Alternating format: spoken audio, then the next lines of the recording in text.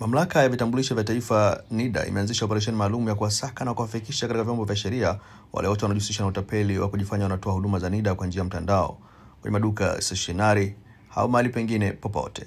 Hayo yamesemwa na mkuu wa kitengo cha mawasiliano NIDA Geoffrey Tengeneza, ambapo amesema wamelazimika kuchukua hatua hiyo baada ya kuona wananchi wengi wameanza kutapeliwa na kulalamika juu ya upatikanaji wa vitambulisho vya NIDA wakati vinapatikana bure. Mimi ni Bakari Chijumba. Imebainika kwamba utengenezaji huu wa vitambulisho baada ya sisi kufanya huo utafiti, vitambulisho ambavyo ni feki,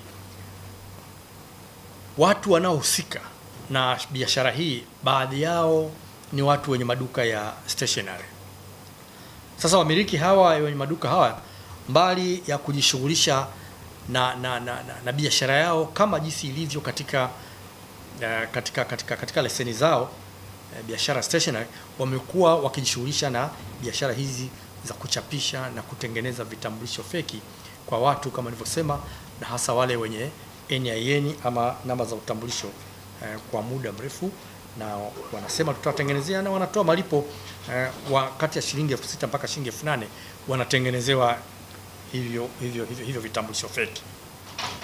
Sasa kama nilivyosema, vitendo hivi vimekithiri. Sasa kutokana na kukithiri kwa vitendo hivi, Mamlaka ya Vitambulisho vya Taifa tumeanzisha operesheni maalum la kuwasaka na kuwakamata watu wote wanaojihusisha na biashara hii haramu ya kujifanya wanatoa huduma zinazotolewa na Mamlaka ya Vitambulisho vya Taifa, ikiwemo kutengeneza na kuchapisha vitambulisho vya taifa kwa namna nyingine yoyote ile.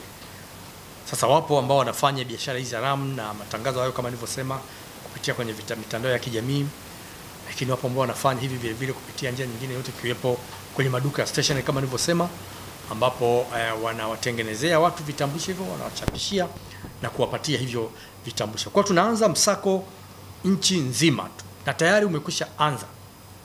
Ninaitangaza tu kwa maana kuitangaza rasmi ya kuwasaka hawa watu, kuwakamata na kuwafikisha kwenye vyombo vya sheria. Katika kutekeleza operesheni hii ambayo kama nilivyosema tayari tumekwisha anza, tarehe 23 mwezi wa 4 mwaka huu saa 9 alasiri tulifanikiwa kumkamata mtu mmoja mkazi wa Chalinze mkoani Pwani aliyekuwa akijihusisha na utengenezaji na uchapishaji wa vitambulisho vya taifa ambavyo kimsingi ni bandia kama nilivyokwisha kusema. Mtumiwa huyo anashikiliwa na jeshi la polisi kwa ajili ya uchunguzi zaidi, na hivi karibuni atafikishwa mahakamani. Sasa kama nilivyosema, zoezi hili tunalifanya nchi nzima. Ni operesheni ya kufa mtu tunaiendesha nchi nzima, kuwabaini hawa watu na kuwakamata, kwa sababu wamekuwa wakiwatapeli watu na watu wamekuwa mwisho wa siku wakilalamika. Hasa tulifanikiwa kumkamata mtu huyu baada ya kupata taarifa za kujihusisha na vitendo hivyo. Sasa sisi NIDA kwa kushirikiana na jeshi la polisi tuliweka mtego. Tulimwekea mtego huyu mtu, na baada ya kumwekea huo mtego tukafanikiwa kumnasa yeye pamoja na vifaa vyake ambavyo alikuwa anavitumia kutengeneza hizo vitambulisho feki. Vitambulisho wanavyotengenezewa na kupewa ni vitambulisho feki, sio vitambulisho halali, ni vitambulisho feki.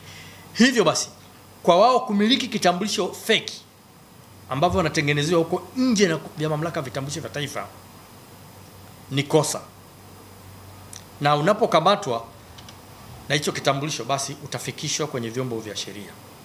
Lakini pili, niwakumbushe vivile kwamba kutoa pesa ili kutengenezewa kitambulisho hicho ambacho ni feki nacho ni kosa, kwa sababu kitambulisho halisi ni kile kinachotengenezwa na NIDA kama nilivyosema. Na kwa mara ya kwanza unapokwenda kujisajili kwa ajili ya kupata hicho kitambulisho, huduma hii huwa ni bure, haina malipo. Haina malipo. Kwa hiyo ukifika mahali mtu anakuambia vivyo kwamba kuna malipo ya kutengeneza kitambulisho, definitely ni fake. Huduma ya kwanza unapotaka kuchapisha kitambulisho chako kwa mara ya kwanza, huduma hii huwa ni bure. labda utakuja kurudia baadaye, pengine kimepotea, kimeharibika, kimefanya nini, hapo sasa ndio kuna utaratibu wa malipo kidogo ya wewe kulipia, na unalipia kwa kupitia control number, sio kwenye simu.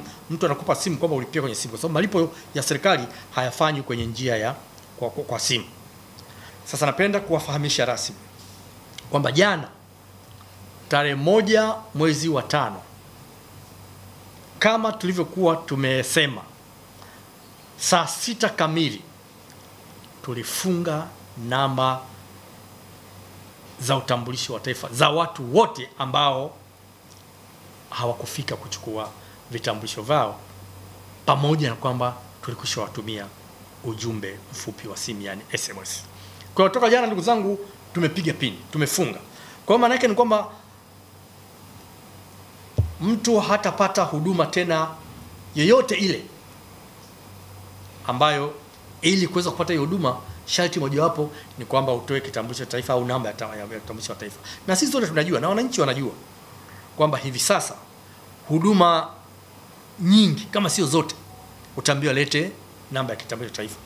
NIDA ndio story ya mjini sasa hivi kwa kila kitu.